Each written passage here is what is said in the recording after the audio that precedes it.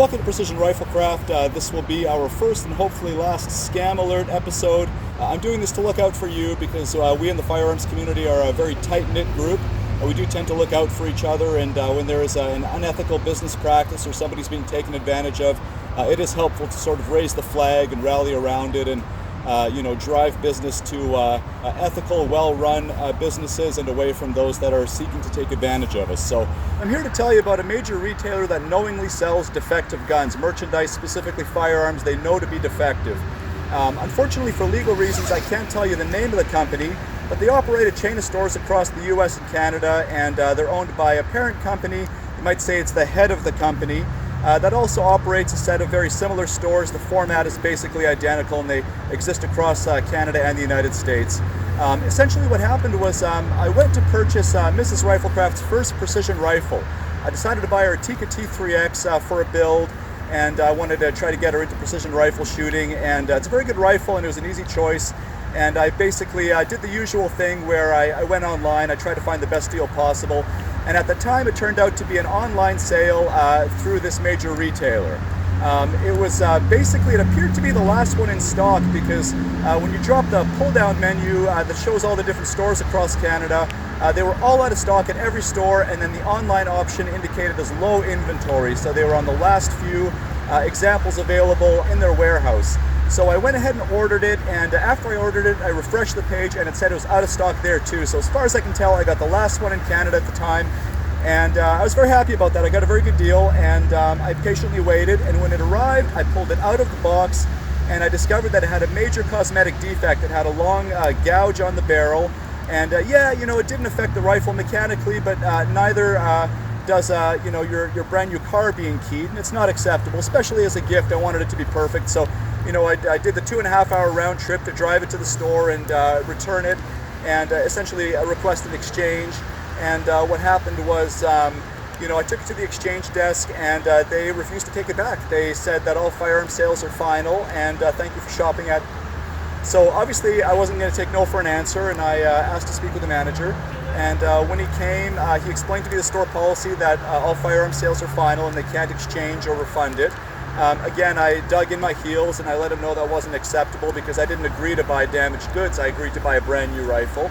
And after some arguing back and forth, he eventually relented and he agreed to take it back for an exchange. So they took the rifle back, and I went home waiting to receive the replacement. Fast forward to the next morning, I woke up and I had an email in my inbox. I opened the email and it said my replacement rifle had shipped. I was very suspicious. I was immediately suspicious, and I went back on the website, refreshed the website, and sure enough, it was still out of stock everywhere, all the stores and online. So I thought, well, you never know. They may have gotten inventory in and they haven't updated the database, the website yet. So I was very suspicious, but I waited. A few days went by, 4 or 5 days, and the replacement rifle arrived. I pulled it out of the box, and it was the same bloody rifle. They turned around and shipped the exact same rifle back to me. I couldn't believe it. So, I took it back to the store, another 2.5-hour round trip drive, and it's raining here, but this is worth telling you the story for. And anyway, I took it back to the store and had the same argument with the same bloody manager. And again, totally intransigent, and I dug in my heels even deeper, and I told them this was totally unacceptable, it was completely unethical. They knew the rifle was defective, and they sent it straight back to me. I mean, what a waste of time, 5 hours of driving right there. So, at that point, I told them that I wasn't going to accept a replacement by mail. I wanted to be notified when the replacement came. And they agreed to that. They agreed to take it back a second time because, at this point, I'm losing my patience with these guys. And, basically the manager signed off on it. He went back to his hole.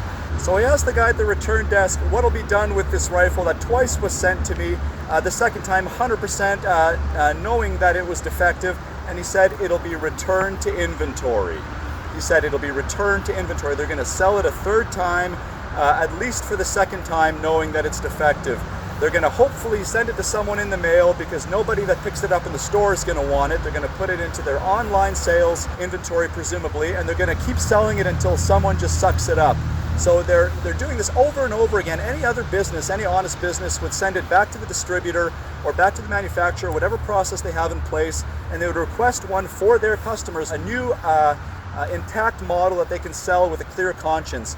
I mean, this particular retailer doesn't have the problem of a conscience as far as I can tell, and I have heard of other accounts of this sort of behavior from this company.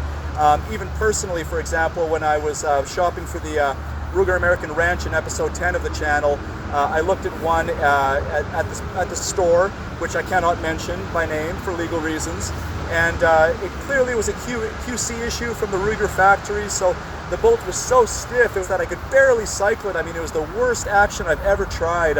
Sorry, Ruger, I love you, but this was one that slipped under your QC radar. And when I spoke with the salesman about it, he was fully aware of it.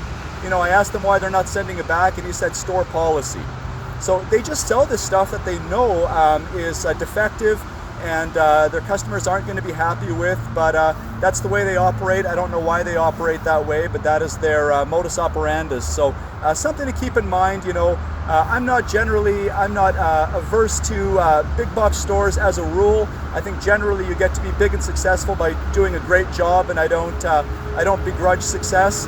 I love the mom and pop stores too, but you know, in all honesty, there are 1 or 2 stores here in Metro Vancouver, mom and pop stores, I'd be happy to see put out of business by a retailer like this, not this one obviously, because we're not talking about this one in this video for legal reasons. But you know, I have no problem with big box stores. I support them, and I support mom and pop shops as well. But in the case of this particular big box store, I would definitely avoid them at a minimum online. If you got to use them, make sure you inspect any firearms you purchase. Don't buy anything online from them that is subject to this no return policy. Certainly firearms fall within that.